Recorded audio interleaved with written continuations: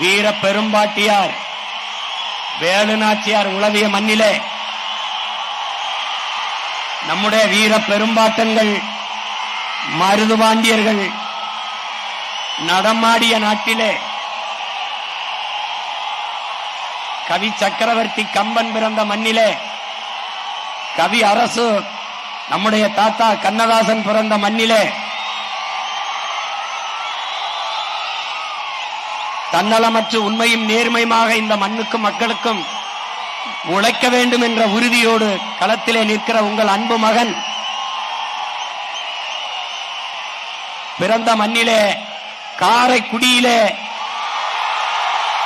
இந்த முறை சட்டமன்ற வேட்பாளராக களத்திலே நிற்கிறேன்.